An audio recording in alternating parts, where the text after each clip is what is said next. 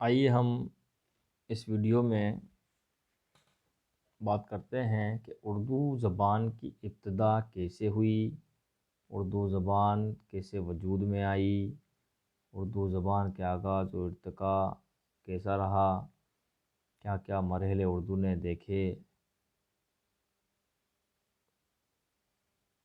اردو زبان وجود میں آنے کے بعد بڑے بڑے محققین مفکرین نے اردو کی پیدائش کے بارے میں کیا کیا وضاحت کی۔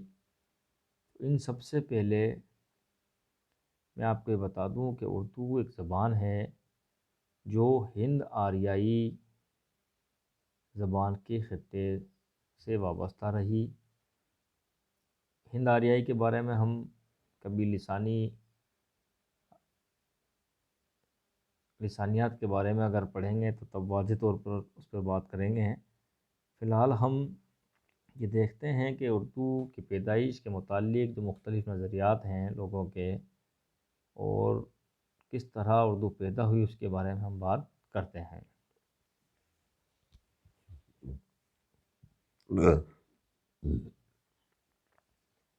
ہندوستان کی سرزمین میں ایک جدید زبان کی حیثیت سے اردو کا اہم موقف ہے۔ اس زبان کا آغاز ہندو مسلم اتحاد کی وجہ سے ہوا۔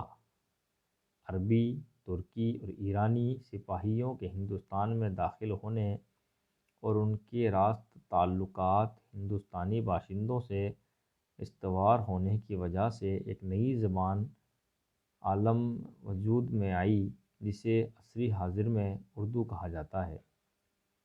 یہ زبان مختلف علاقوں میں بولی کی حیثیت سے فروغ پاتی رہی اور اس کے نام بھی مختلف رہے۔ اردو زبان میں عربی اور فارسی کے الفاظ کی کثرت سے یہ غلط نظریہ مشہور ہو گیا کہ اردو کا تعلق عربی یا فارسی زبان ہے۔ لسانی اعتبار سے اردو دیگر ہندوستانی زبانوں سے رشتہ قائم کر کے ترقی کرتی رہی۔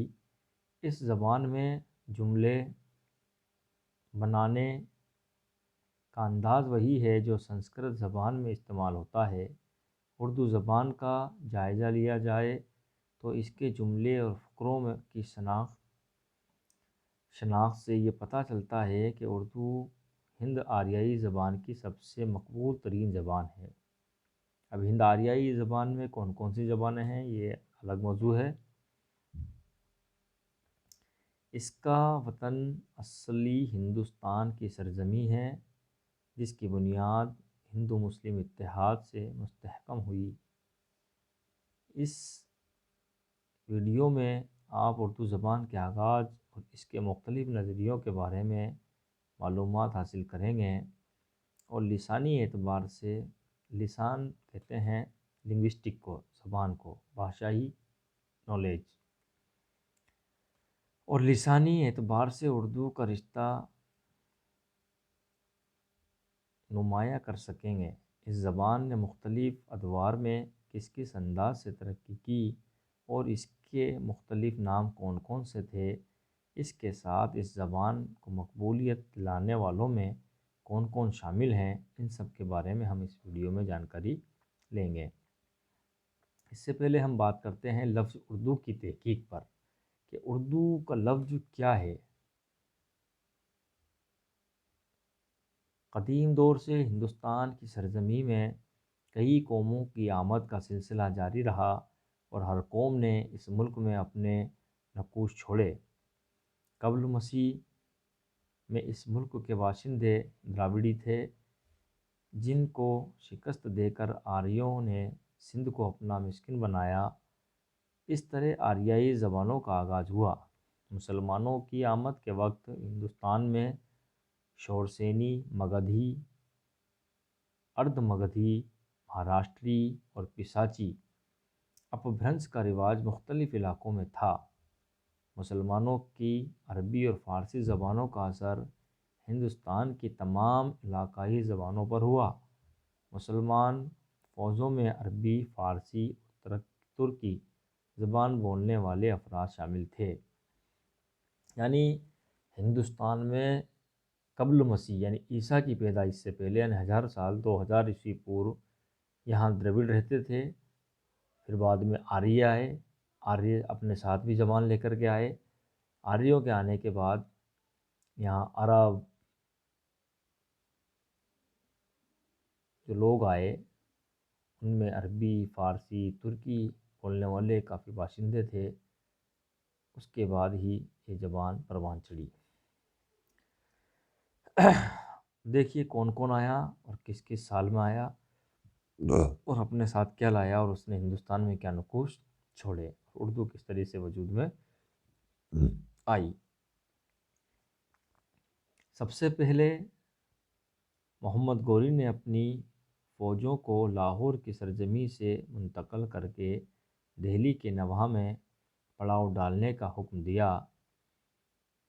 فوج کا وہ جتھا جو محمد گوری کی نگرانی میں ہندوستان کے بادشاہوں کی نقل و حرکت پر نظر رکھتا اور قانون شکنی پر باج پرس کرتا تھا، ان کا نام محمد گوری نے اردو مولا رکھا، جس کی ترکی زبان میں اعلیٰ اور معیاری لشکر کے معنی ہوتے ہیں۔